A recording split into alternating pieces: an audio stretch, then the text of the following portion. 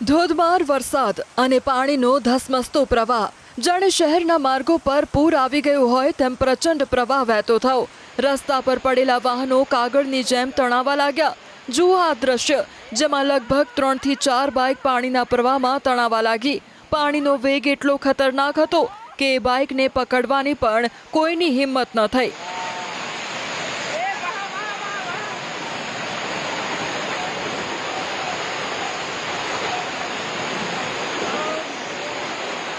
આ દ્રશ્યો પશ્ચિમ બંગાળના કોલિમ્પોંગના છે, જ્યાં છેલ્લા 2 દિવસથી સતત વરસાદથી સર્વત્ર પાણી જેવી સ્થિતિનું નિર્માણ થયું। કહેવાય રહ્યું છે કે ધસમસતા પાણીમાં વાહનો તણાવવાની આ ઘટના ટ્રાયપોડ ગેટ નજીકની છે।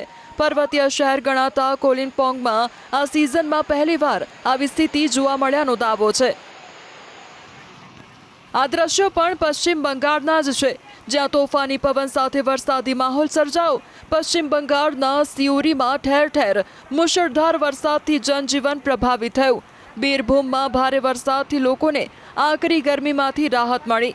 ધોળા દિવસે કાળા ડિબાંગ વાદળો સાથે પડેલા વરસાદના કારણે વિઝિબિલિટી પણ જાણે કે શૂન્ય થઈ ગઈ હોય તેમ વાહન ચાલકોએ વાહનો થંભાવીને ઊભા રહી જવું પડ્યું। આ તરફ બર્ધમાનમાં પણ ધોધમાર વરસાદ ખાબક્યો। અહીં વરસાદ અને પવન જાણે કે એકબીજા સાથે હરીફાઈમાં ઉતર્યા હોય તેમ સુસવાટા સાથે મેઘતાંડવની સ્થિતિ સર્જાઈ। પવન સાથે વરસાદની તીવ્રતાને જોતા લોકો સલામતી માટે જ્યાં ઊભા હતા ત્યાં જ ઊભા રહ્યા। આ વિસ્તારમાં વરસાદી માહોલથી લોકોને ગરમીમાંથી રાહત મળી છે।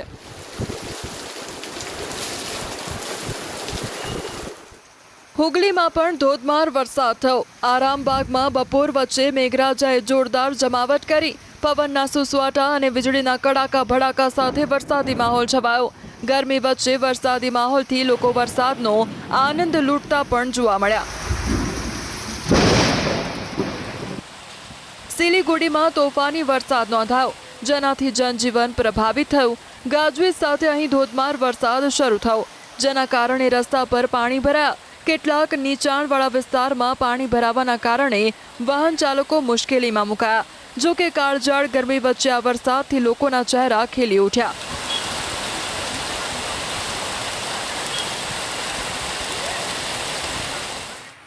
પશ્ચિમ બંગાળમાં ઠેર ઠેર વરસાદી માહોલ છે। બાંકુડા જિલ્લામાં પણ આંધી તોફાન સાથે વરસાદે જોરદાર જમાવટ કરી। દિવસભરની ભારે ગરમી વચ્ચે અહીં આંધી અને તોફાન ઉઠ્યું અને સાથે જ મેઘરાજાએ પણ પધરામણી કરી। અહીં કેટલીક જગ્યાએ કરા સાથે વરસાદ ખાબક્યો।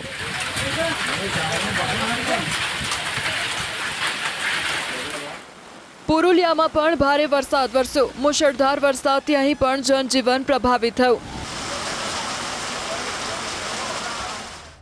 ઉત્તરાખંડના નવી ટિહરીમાં મોડી રાત્રે જોરદાર તોફાની વરસાદ વરસ્યો, જેણે સ્થાનિક તંત્રની પોલ ખોલી નાખી। વરસાદના કારણે અહીં રામલીલા મેદાનમાં પાણી ભરાઈ ગયું। આથી કાર્યક્રમ નિહાળવા આવેલા લોકોએ અધવચ્ચેથી જ ઘરે ભાગવું પડ્યું। મેદાનમાં પાણી ભરાવાને લઈને કલાકારોએ અનોખી રીતે વિરોધ નોંધાવ્યો।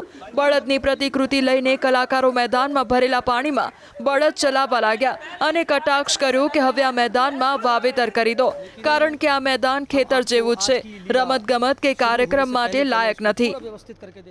के माध्यम से हम ये संदेश दे रहे हैं कि स्टेडियम में अब रुपाई ही हो सकती है या खेल कूद के लायक, सांस्कृतिक गतिविधियों के लायक और किसी भी प्रकार की सामाजिक गतिविधियों के लायक नहीं बचा है। स्टेडियम की हालत ऐसी नहीं बची है। यहाँ केवल आप नाव चला सकते हैं या यहाँ फिर आप रुपाई कर सकते हैं।